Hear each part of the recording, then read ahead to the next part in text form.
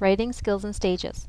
Before children learn to write using conventional print to form words that we can recognize, there is a great deal that they need to learn about how letters and print symbols work. Your readings will outline and explain some of the basic writing skills that children must learn if they are to write using conventional forms. Through being read to, watching adults print, and through trying to imitate both of these themselves, children begin to learn what writing entails.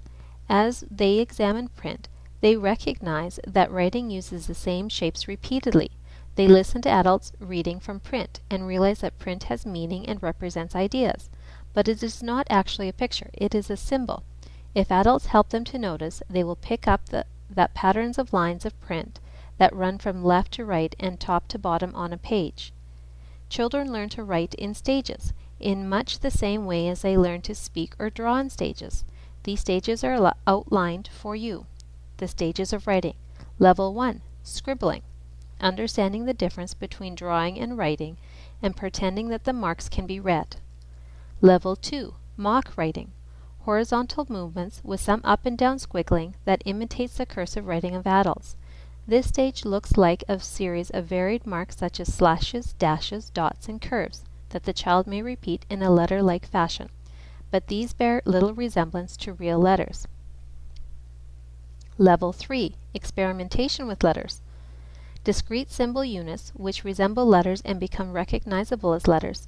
Forms such as B, shaped with 3 circular parts like a flower with 3 petals, or an E form with 2 extra horizontal slashes are beginning to approximate real letters. Eventually these odd forms will be interspersed with real letters as the children learns them.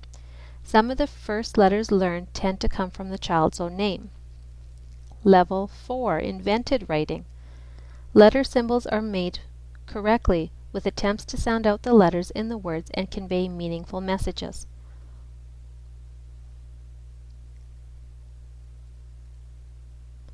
Add some vowels. Self-correcting with sight words. All become parts of Level 4. Level 5. Adult spelling. Understanding of sight words as well as phonics in the correct spelling of words. These stages of writing come from more than the ABCs, the early stages of reading and writing. While we should not expect preschool children to form letters correctly, it is important to provide children with appropriate printing models.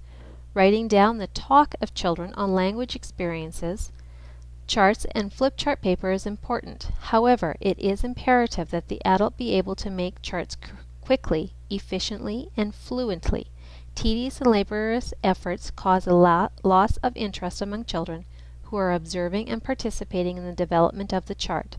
Individual children also get bored when adults take too long to write down their storytelling ideas. Parents and visitors are often critical of messy printing displayed on charts or signs around the room. Charts, especially for those for display purposes, must be attractive, well balanced, and above all, legible. Only with much practice can one gain such practical printing skills. Using correctly formed letters, practice your printing skills so that print that you use with children will be neat and the letters you make will be correctly formed. Remember, it is not recommended that adults demand preschool children make letters in a prescribed manner. However, appropriate models should be provided for the children.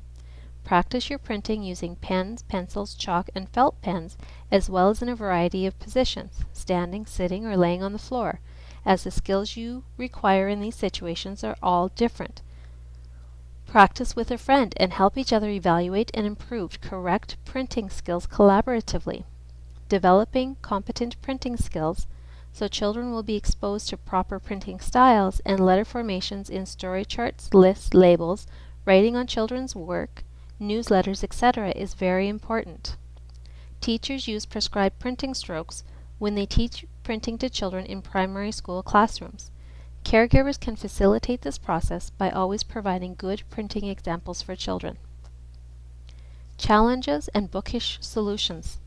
The last topic that the readings for Unit 11 briefly addresses is the challenge of assisting children who come to you from diverse families or those who are being raised in poverty.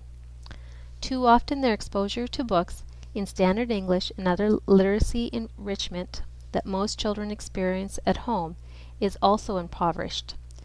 Many teachers who otherwise feel comfortable using whole language and naturalistic ways of teaching children to write feel under duress to help these children through the more traditional drill and practice approaches. Read to find out why that is not the best approach to take. One thing that we do know to be very effective for all children is writing books for children and with children. Books that arise out of their interests and shared experiences within your program and within their broader lives. I have included a slate of websites under books that will provide you with direction for how this type of literacy project might be approached, and would encourage all of you to try some of these ideas. Children's interests are piqued when they can see both their ideas and their daily activities being carefully documented. They love creating books in which their illustrations are carefully mounted and their words and stories are scribed. Their names or a few favorite words that they know how to print may be included beside the words of the teachers. A true collaboration in shared writing. Animated literacy. Here in Alberta, Jim Stone's Animated Literacy, based in California, materials are commonly found in kindergarten and primary classrooms throughout the province. These commercial set of materials include stories, poems, songs, puppets, worksheets, drawing activities, etc., all geared to helping children to learn phonics in a fun-filled and engaging way. Most teachers who believe in whole language approaches and are not interested in using worksheets will consider using some of these tools to help children to learn specific skill sets. Still others support a complete phonetic, word attack-based approach to teaching reading and writing. With various approaches available, it will ultimately be your choice. Reading through the websites on animated literacy to discover what it entails, and decide whether this is something you would want to consider using along with the whole language approach.